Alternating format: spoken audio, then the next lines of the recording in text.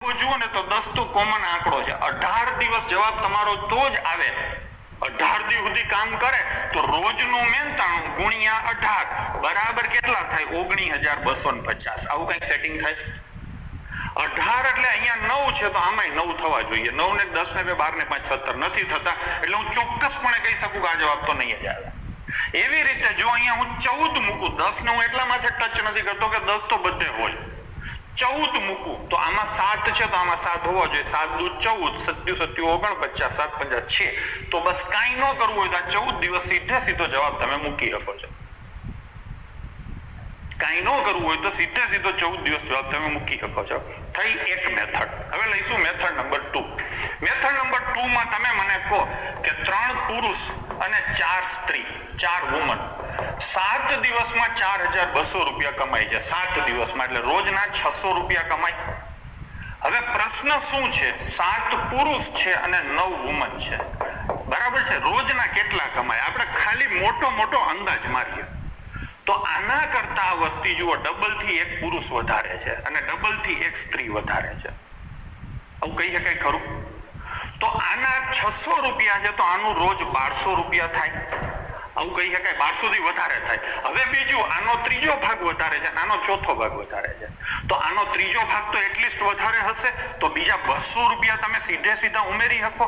તો 1400 રૂપિયા. જો જીપીએસસી માં આ એટીટ્યુડ હોવો જોઈએ. તમારે ડેપ્યુટી કલેક્ટર બનવું હોય કે ડીવાયએસપી બનવું હોય તો કાયદેસર ગણિત નથી થવાતું. આ એટીટ્યુડ હોવો જોઈએ. ટૂંકમાં 1400 રૂપિયા તમારું એપ્રોક્સિમેટલી રોજ થશે. આ જથ્થા કમાવાના કેટલા છે? 19,250. તો ભાગ્યા આપણે સીધા 14 કરીએ તો 14 એકા 14 52 આવશે.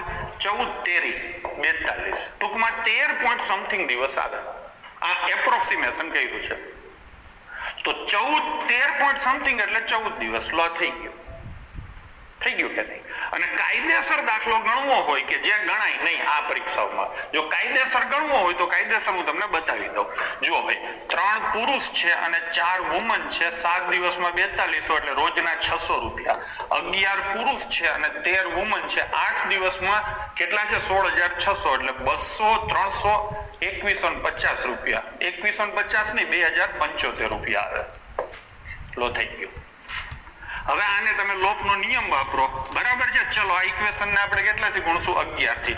એટલે 33 પુરુષ પ્લસ 44 વુમન થશે. 11 થી ગુણશું એટલે 6,600. આને 3 થી ગુણશો તો 33 પુરુષ 39 વુમન થશે.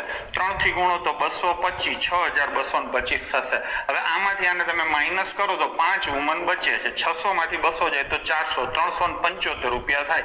તો એક વુમનના 75 રૂપિયા થાય. આ ભયંકર મજૂરી થઈ. હાઈસ્કૂલમાં શીખવાડવું હોય ને તો આ રીતે કરાય. આને બાજરો બગાડ્યો કહેવાય. એક સ્ત્રી 75 રૂપિયા કમાશે રોજના. 4 સ્ત્રી કેટલા કમાય? 300 રૂપિયા. તો 300 આના છે તો 3 પુરુષના બીજા 300 હોય તો એક પુરુષ કેટલા કમાય? 100 રૂપિયા. આ રોજની મજૂરી થઈ, દાડી થઈ.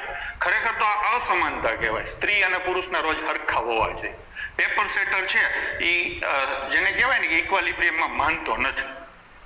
થઈ ગયું. હવે શું છે તો કે 7 પુરુષ છે, એક પુરુષ 100 રૂપિયા, તો 7 પુરુષ 700 રૂપિયા કમાય. એક સ્ત્રી 75 રૂપિયા કમાય છે. 9 સ્ત્રી કેટલા કમાય? તો કે 675. 750 માંથી 75 જાય તો 1375 રૂપિયા કમાય.